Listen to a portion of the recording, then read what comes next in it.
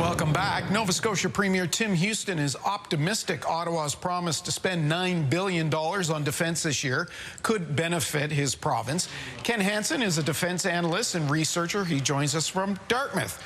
Ken, good to see you. So does Premier Houston have reason to be optimistic? You as well. Oh, absolutely. The largest base in Canada is right here in good old Halifax, and the fleet is expanding. There's new units coming into the system and talk of more. So the future does look good, and if you're an optimist, it looks bright. Okay. Saying Canada will spend that 2% of GDP on military by year's end sounds good. Is it actually possible? Can you suddenly spend that amount of money in what, the next 6-7 months? Yeah, it kind of depends on what your definition of defense is. And if it's just hardware, then the items that you're looking at have got a big ticket. But if you're looking more broadly at national security, you could actually do some big projects that would do a lot for the local economies and help set the national picture into focus.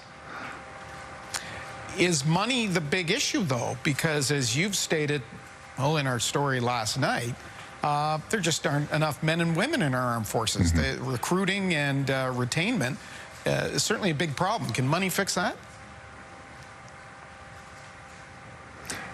It could. I think you're probably going to want to advertise for people to come back, and people with real specialist skills. So middle managers, middle-level technicians, those are the people that make projects go. There's been a commitment to buy, what is it, a dozen submarines, but there's been difficulty staffing the couple that we have. How do you square that? I mean, it takes a long time to develop submariners, or we're hearing today about fighter pilots. Yeah, it's going to be the recurring theme. The people are at the heart of everything, even though when people talk about defense, it first seems to go to the bright and shiny stuff. And people are the biggest ticket item in the military. So whenever in the past they were looking to save money, they were trying to cut the numbers down and focus on the boots on the ground kind of aspect of things. But what they did by focusing on at that end of the operation is they lost sight of the importance of project managers, technical specialists, with the real expert knowledge. And submarines are a very tech-heavy specialist kind of job. So we've got basically one submarine operating now. They're in a rotational readiness system. I wrote the original document, and it's 2 years on ops, and then the other 3 submarines are getting ready to go, having come back from operations, and the other one is in deep maintenance.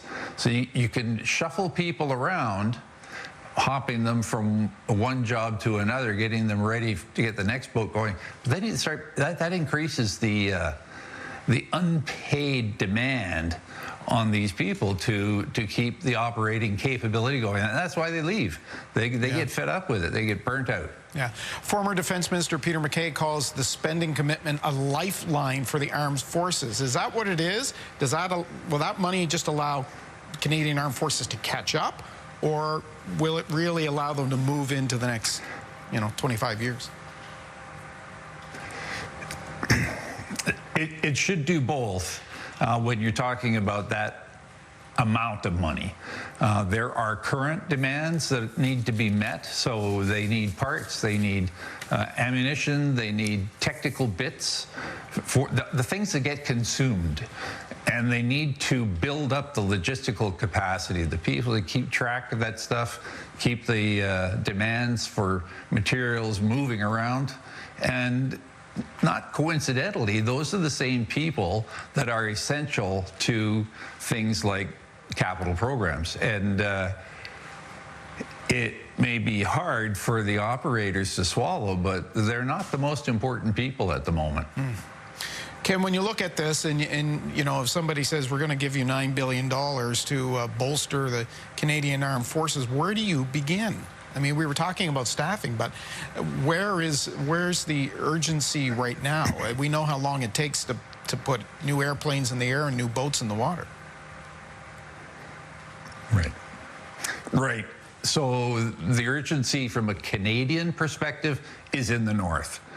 And we have one single ship jetty in Iqaluit. It's just been opened. They had to dredge the harbor so they could get a big ship in there. That's not enough logistical capacity to run a major operation out of Iqaluit, which is what has been projected. What the idea is to create a forward operating node. It's on an island, guys. There's only two ways to get things in there, by ship and by air. You need a land connection to a forward operating base. I would say you should be looking very seriously at fixing the railroad to Churchill, Manitoba, and getting that port in operation to solve a lot of the problems that we're having with moving Canadian export commodities out of the country.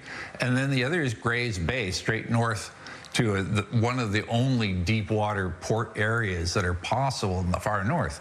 And that place would need a rail and a road line, and that will be essential to moving the minerals and the rare earths that people are talking about mining in the high north. But secondarily, it would also give you a second line, logistical line, to support operations in the north. So you could start with contracts to build roads and rail, and to start creating the port facilities that will be necessary in the far north, both for civil purpose and for military purpose. So it sounds like a lot of this $9 billion can be as much, you know, in construction and infrastructure as it could be in actual military hardware, as you say.